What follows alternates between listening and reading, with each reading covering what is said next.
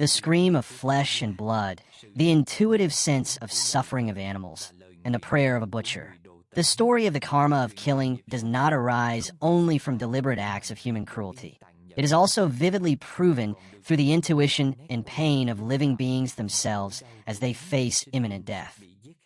This is a shocking story that took place at a large-scale livestock slaughterhouse on the outskirts of Thu Duc City, a facility supplying beef to high-end restaurant chains.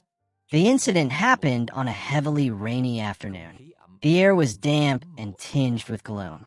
A group of workers was leading a large, strong bull, preparing to take it to the processing area. The bull's name was Thu, known for being gentle and obedient to its handlers. But that day, it seemed different. Upon reaching the cold steel threshold of the slaughterhouse, where the pungent smell of blood and the roar of machinery formed a deadly symphony, Thu suddenly stopped. The rope was pulled tight, yet it resolutely refused to take another step. The person leading it was Tan, a young butcher, new to the trade, but already accustomed to the cold detachment the job required. Tan frowned, yanked the rope hard, urging the animal forward. But what happened next became forever etched in his mind, and in the minds of all who witnessed it. The bull too slowly, deliberately knelt down on its two front legs. This kneeling was not from exhaustion or violent resistance. It was a plea, an action humans use to beg for forgiveness or express profound gratitude. Then the strangest thing occurred. From the bull's large, dark, gentle eyes, clear, warm tears streamed endlessly.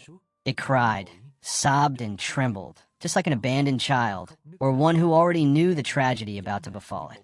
Those eyes held not only fear, but the deepest sorrow of knowing it was about to leave this world.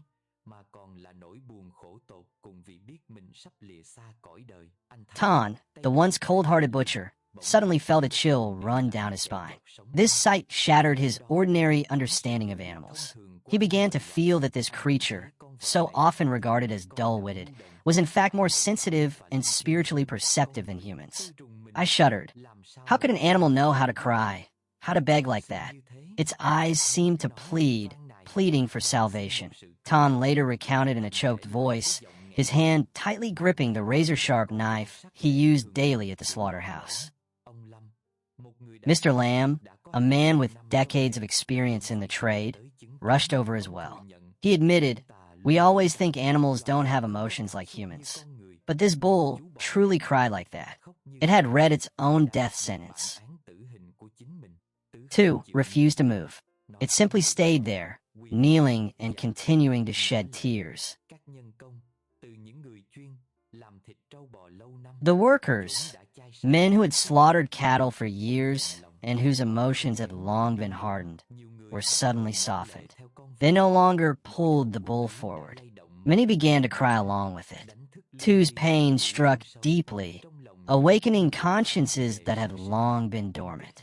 Among those who lived by killing, news of the crying bull spread quickly. Butchers from neighboring slaughterhouses came out of curiosity. The sight of a bull kneeling and crying caused a profound moral and karmic shock. 3 of the butchers who witnessed it could not hold back their emotions and declared on the spot,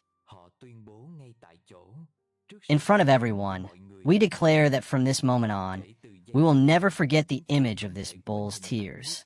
Every time we work, that image will haunt us, reminding us of the suffering of living beings." This declaration meant they were seriously considering giving up the profession that had supported them for many years. With both humans and the animal in tears, everyone understood that Thu could no longer be slaughtered. The law of cause and effect, through the tears of a being about to be killed, carried out a miraculous intervention right then and there. A group of people, including local residents and Buddhists present, pooled their money to buy the bull. They decided to take Thu to a safe place, where it could live out the rest of its life in peace, free from the fear of being killed. Another strange detail further demonstrated Thu's intuitive awareness. After the decision was made, upon hearing that its life had been spared, Thu suddenly stood up on its own. It needed no one to lead or pull it. It calmly followed those who had saved its life. Tan, the butcher who had first led it, exclaimed in astonishment. How could a bull understand human words and know that its fate had changed? Thu was then taken to Ko Am Pagoda in Dong Nai, a serene Buddhist temple. There it was carefully cared for by the monks, grazing on grass and living a peaceful life. The story of the bull Thu became a powerful lesson on the law of karma, the sacredness of life, and the remorse of those who engage in killing. It transformed the lives of people working in the slaughterhouse and reminded everyone that, regardless of form, all living beings have the right to live, to feel, and to possess a keen intuition about death. Their fear and tears stand as the strongest indictment of the karma of killing. If you find the story meaningful, please sow another good seed by liking and subscribing to the channel to spread cause and effect in Buddhism to many people.